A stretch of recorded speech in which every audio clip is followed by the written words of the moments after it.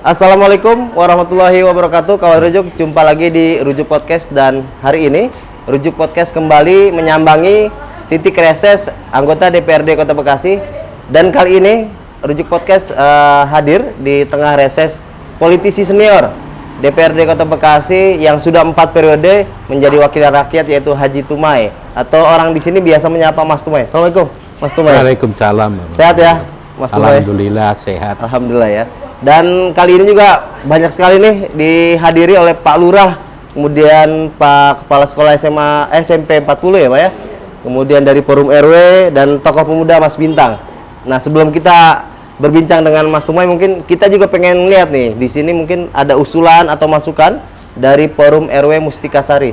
Nah, untuk Forum RW mungkin bisa Pak tadi disampaikan kepada kami apa saja yang diaspirasikan, yang ingin diperjuangkan oleh Mas Tumai gitu.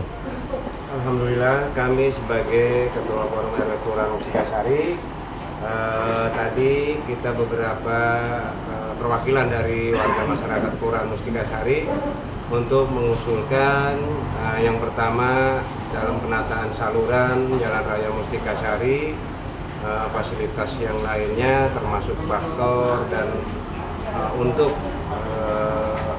jalanan-jalanan yang ada di lingkungan, tentunya yang mungkin ya memang kondisinya sudah jelek gitu. Sudah jelek ya, sudah oke. jelek. Tadi kebetulan Pak Ketua RW 01 juga menyampaikan bagaimana supaya aspirasi kita ini tadi yang disampaikan oleh Ketua RW bisa terwujud, bisa terlaksana. Oke.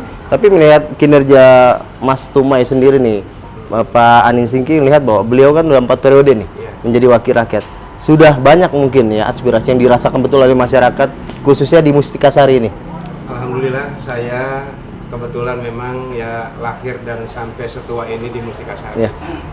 Mustikasari ini daerah yang paling tertinggal awalnya. Ya. Dengan adanya Bapak Haji Tumai di Kelurahan Mustikasari, beliau pada waktu itu tahun 2004 menjadi dewan di Kelurahan Mustikasari tinggalnya. Alhamdulillah, Mustikasari ini yang tadinya agak tertinggal, sekarang bisa kita lihat bersama dari penataan infrastruktur, pembangunan yang ada di Mustikasari, alhamdulillah cukup pesat dan cukup bagus. Oke. Jadi beliau ini perhatian betul untuk masyarakat dan lingkungan begitu ya? Alhamdulillah. Oke, siap. Alhamdulillah ya, karena yang tadi saya sampaikan, jalan-jalan tadinya kita sangat prihatin. Iya, berlobang itu ya. Sebagai warga Mustikasari, ini samping iri dengan wilayah-wilayah lain.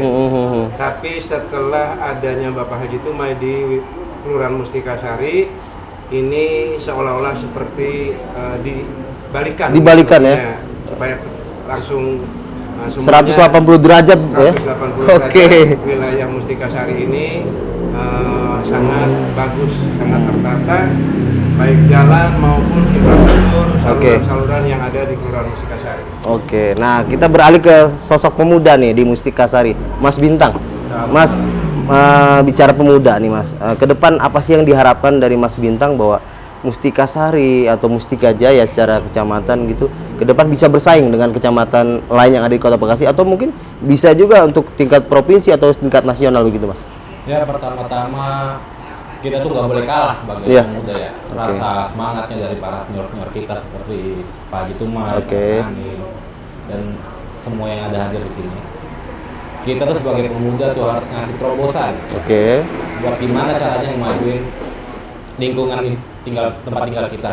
Lagi kayak sekarang di Kelurahan Mustikasari, gimana para pemuda tuh harus punya visi misi ke depan. Gimana caranya? Contoh kayak misalkan di bidang olahraga, kita gerakanlah kata-kata untuk merekrut atau mengajak yang muda-muda atau bahkan yang dari kecil untuk ayo yang hobi olahraga, bola, kita bola. Ikut tanding kemana, supaya nanti bakal melahirkan cikal bakal yang potensial buat ngebanggain daerah. Nah, menurut Mas Bintang, perhatian untuk anak muda ini oleh Mas Tumai atau Pak Tumai sendiri sudah maksimal belum sih? Sejauh ini alhamdulillah udah berasa banget. Sudah berasa betul ya. Banget. Kayak terakhir itu kalau misalkan kita boleh bilang ya, ada kegiatan silaturahmi kebetulan dalam bidang olahraga di Musikasari. Beliau juga udah nerima aspirasi dari kita untuk mesin potong rumput, alhamdulillah dibantu. Langsung direspon ya, luar biasa. Bahkan sampai hadiah pun ditambahin. Oke, jadi cocok nih untuk wakil rakyat di Senayan atau provinsi gitu. Ya kita doain aja yang terbaik lah buat Bapak. Iya, siap. Oke, nah kita beralih ke Pak Lurah nih, Pak Ismail. Siap. Kalau bicara wilayah Pak, tadi banyak persoalan wilayah, baik mungkin tadi untuk keberatan sekolah, kemudian apa? Saat ini juga lagi musim penyakit DBD nih Pak. Nah, ke depan mungkin sinergi apa yang ingin dibangun antara eksekutif khususnya kelurahan dengan ini ada Pak Tumai dari DPRD gitu. Sinergi ke depan ya sebetulnya sudah banyak yang sudah dikoordinasikan dengan Pak Haji Tumai ini. Ya salah satunya sekarang yang sedang hangat ini kita SMP 61. Ya, SMP 61 ini merupakan harapan warga Musikasari yang sangat besar sekali. Karena warga Musikasari ini saat ini kalau mau sekolah itu masih nyebrang ke kelurahan tetangga sebelah. Kelurahan sebelah gitu? Iya, SMP 40 gitu? SMP 40, ada 36 yang ada, termasuk ke SMP 33 yang ada di Rawalumbu. Nah itu masih nyebrang, karena memang di kita belum ada SMP. Harapan saya, juga harapan warga Musikasari yang ada di sini, berharap besar. Dengan adanya Pak Haji Tumai, kebetulan beliau berdomisili dan tinggal di Kelurahan Musikasari.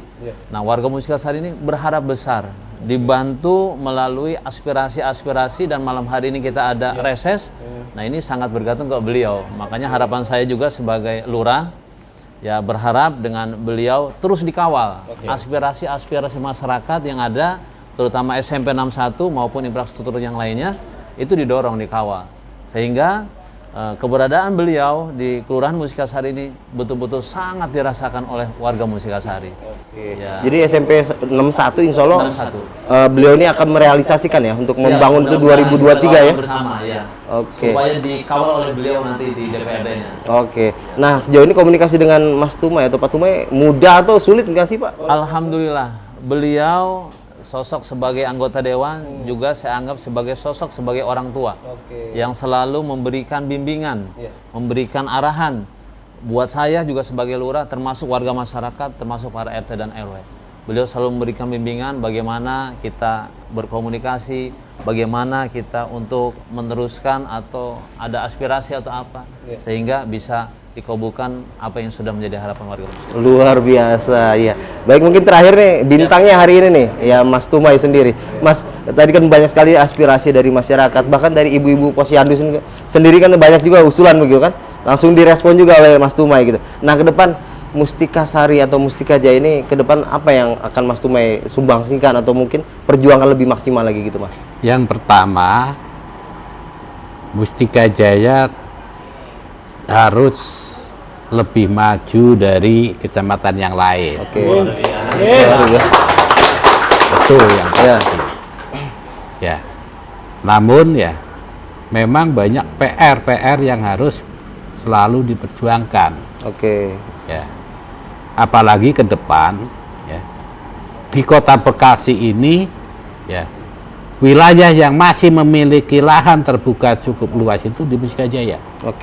Artinya kalau ini tidak ditata dari saat ini, ya, di segala bidang, ini ke depan bisa menjadi satu persoalan. Dan ini tentunya juga salah satu PR.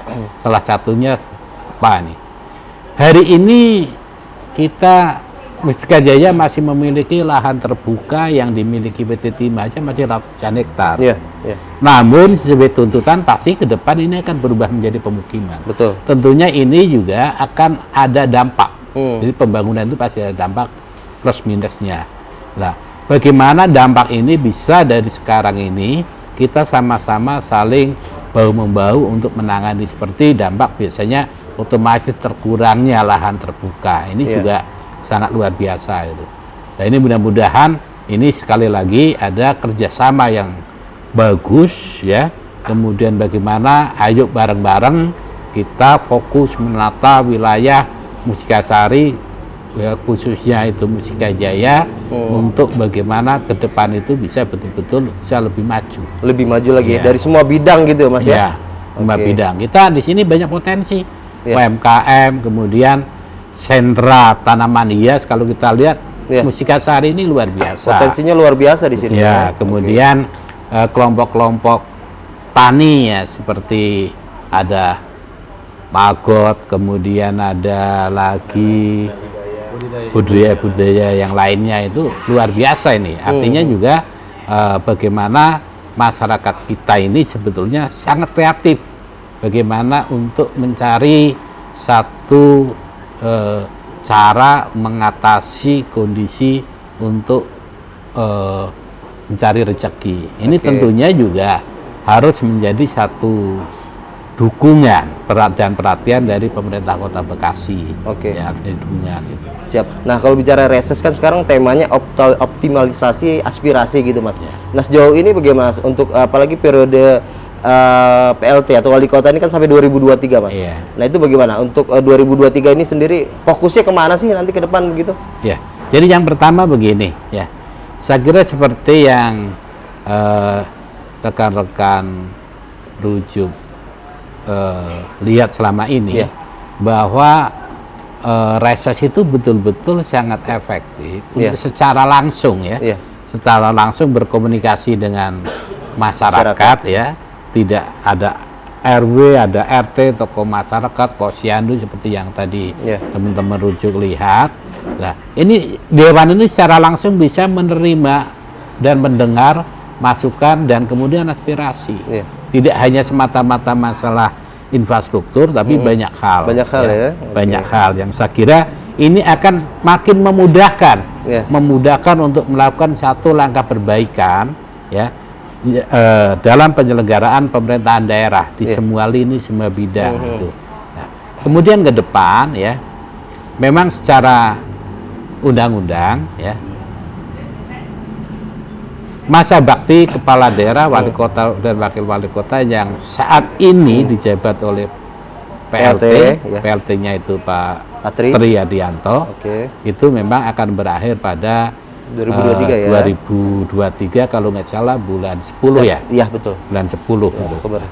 Saya kira di negara kita ini tidak akan menjadi masalah, karena secara otomatis nanti pemerintahan tetap berjalan lah ya, gitu pusat pemerintahan provinsi akan menunjuk ya seorang pejabat pejabat pemerintahan untuk menjalankan tugas pemerintahan, sehingga saya yakin insya Allah tidak akan kendala dan akan bisa berjalan secara baik dan secara normal.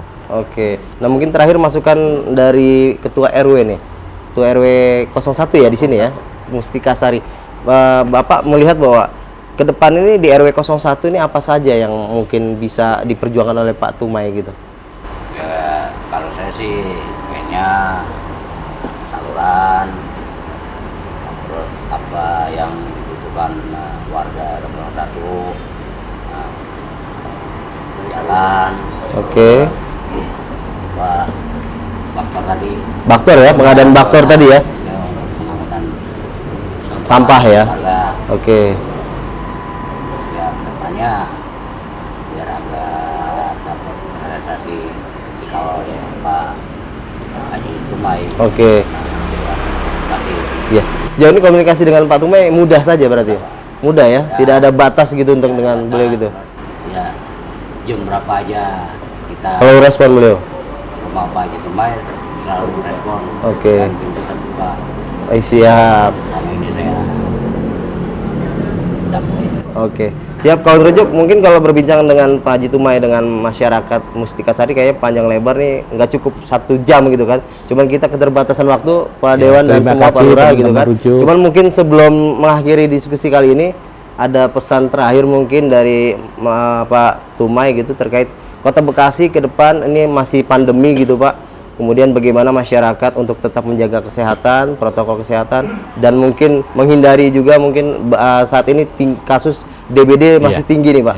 Apa saja yang harus dilakukan oleh kita semua untuk menghindari hal itu? Silakan Pak Tumai. Jadi yang pertama bahwa kita harus tetap waspada dan menjaga ya kesehatan, baik untuk menghindari penularan bakteri yang memang kenyataannya itu masih ada. Masih ada, betul. Informasi kan data begitu. Ya. Betul. Ini supaya masyarakat khususnya di Musikajaya dan umumnya di Kota Bekasi, mudah-mudahan masih harus teringat hal itu. Oke. Kemudian yang kedua, ya, ini memang juga berdasarkan dari data di Kota Bekasi, ini sudah mulai yang namanya wabah DBD ya, betul. Sudah mulai menjangkiti. Betul. Ini mudah-mudahan ya kesadaran kita semua, saya, teman-teman ketua lingkungan, ada Pak RW, Pak RT, dua forum, ya, kader-kader Posyandu, Cimaltim ini sudah harus mulai waspada. Dan DBD ini sebetulnya bisa dihindarkan, diminimkan dari pola kebersihan. THBS begitu ya? Maka dengan itu ya mudah-mudahan ini menjadi satu semangat kesadaran kita semua. Oke. Nah, cuma ada satu nih yang tidak kalah pentingnya, Iya. ya, bahwa kalau kita betul-betul perhatikan di pemerintahan ya, dari secara nasional itu bagaimana sesungguhnya kita harus betul-betul mengingatkan diri kita masing-masing bahwa persaudaraan, kesatuan dan persatuan itu jauh lebih penting dari segala-galanya. Sehingga ya, kita jangan mudah terprovokasi dengan isu yang tidak jelas. Ya, tetap kalau nggak jelas, di lingkungan kita punya RT, punya RW, punya tokoh agama, tokoh masyarakat setempat yang memang sudah sangat jelas, sangat kita kenal untuk bagaimana kita bertanya dengan hal-hal yang setidaknya memang isu-isu yang belum jelas kepastiannya. Jangan sampai nanti itu tidak lebih dari sebuah provokator, timbul masalah yang membuat provokator nggak tahu hilang tak kemana. Iya, betul. Sayangan dari saya kira saya tekankan supaya benar-benar kehidupan kita di masyarakat baik di tingkat RT, RW, kelurahan sampai Kota Bekasi benar-benar yang namanya hidup rukun itu bisa terjaga. Luar biasa. Ini pesan persatuannya mendalam sekali dari Mas Tumai. Beliau juga mantan ketua DPRD ya, satu periode. Dan terima kasih sekali lagi kepada narasumber atas waktunya dalam diskusi rujuk kali ini. Jangan lupa dukung kami dengan cara like, comment, subscribe, dan share sebanyak-banyaknya. Gue Muhammad Lukman undur diri. Wassalamualaikum warahmatullahi wabarakatuh. Waalaikumsalam.